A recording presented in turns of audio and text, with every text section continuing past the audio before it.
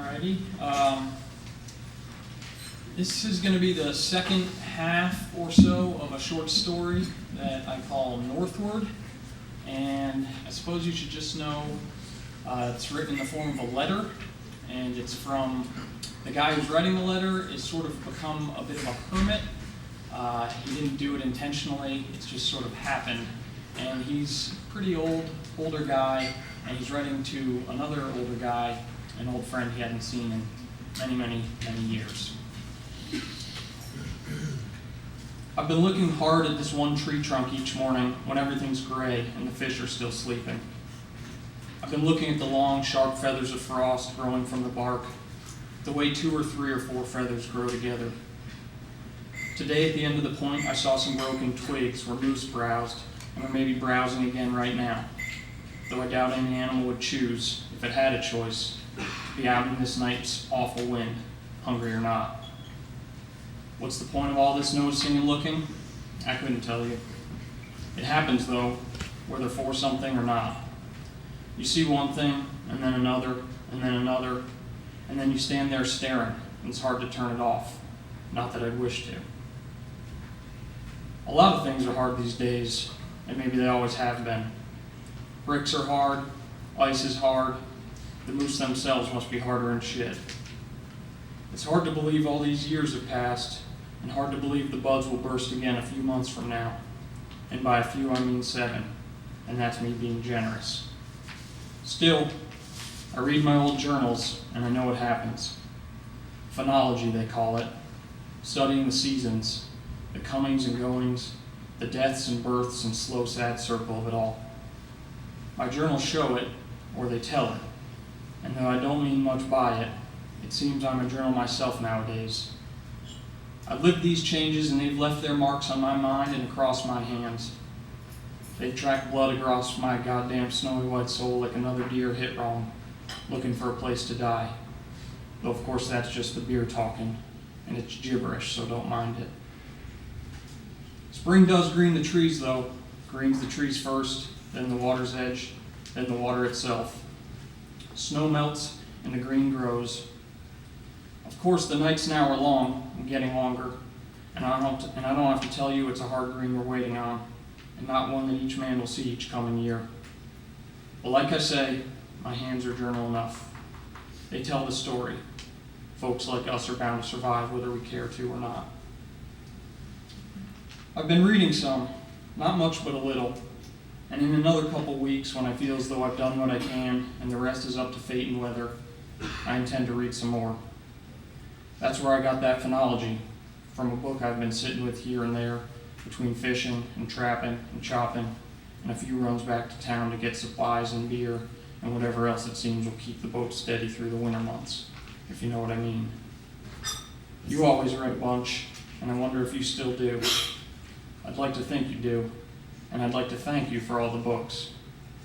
At the time, I didn't know they'd stick with me as they have, but they have.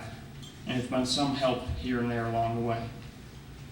Just now I'm remembering the one where the guy says writing letters is like dropping stones down a well, to which I'm inclined to say damn straight, though yours did make it here and I am responding. I don't remember the title of that one. I only remember they were Russians and they were always cold.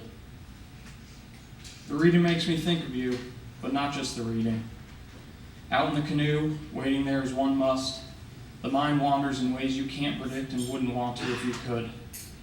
Like the fishing, like the weather, you just wait and you get what you get. And you try to be okay no matter what it is, no matter how small or hard. Out there listening to the waves, hearing 100 voices in the break of one against the next, I think of you, and I don't know why, and I try not to question it. Just watch the memories go by, you know? One after another like the cars of some long train. I've decided it's safer not to hop it, but sometimes there's no helping the urge. And even if I do hold out, I end up on it later anyway. Laying in this tent with my little plastic lantern, the words on the page make me think of landscapes I've never seen and places I've never been. And though there's not a trace of you or us in those pages, the very feel of the paper on my fingers strikes something deep. I think again of the hard times we shared and what it would be like not to have suffered them. I think of your trunk of books and some of the songs we sang and many other things. Then I kill the light and I'm asleep, real fast, though I don't sleep well. That one cabin that one winter was good, and if you say otherwise, I'll know you're a liar. But I know you won't say otherwise because I know you aren't a liar, and if you were, at least you wouldn't lie about that. I swear the land has never been more cold and locked up and desperate for man, woman, or beast than it was that season. And I swear we're lucky to have survived, because many better than ourselves have fallen there in the ice, or the dark woods, or out on the open slope. I promised myself never to go that far north again, and I've kept that promise. We braved it that time, though. We set our traps and pulled what we could, and never once complained. I wonder sometimes if it was us, our strength and our will. Back then I might have thought so. In fact, I'm sure I did. But now it seems it is never you. Not you alone, at least. It's that bigger something. Not luck even, but something better and bigger. That hard winter was the cabin and the stove and the wood in the stove and the lives that lay down at just the right time to give us food when we needed it most. And the food gave us warmth, and the warmth gave us strength. And with that strength, we worked to find more food. There was so many things working to keep us warm, and not happy, but all right. And that was enough. Luke, I'm starting to feel a bit too drunk for writing, so I'm going to wrap this up. And I apologize again for not having the wherewithal or whatever. I've got so much to say, and I'll never even begin to say it. Not tonight or tomorrow night, or even if we were somehow, someday, to sit down together like we once did, there at either end of the canoe, or in two old chairs on either side of the fire, or out by the creek behind your childhood house, where those two black mossy rocks invited our backs to rest and our conversation to meander, bubbly and glad like the creek itself. I'll never say it all, and so I won't even try. I'll just keep heading out, face to the wind, gray light all over my hat and hood. I'll keep doing what I need to do, what seems best and what makes sense. If you could read the letters I've written, though, not letters like this, but real letters. Letters that say something real and don't just spit words in every direction at once. If you could read those letters, then I guess you'd know and I wouldn't be writing what I'm writing tonight. The wind up against my ear like it is.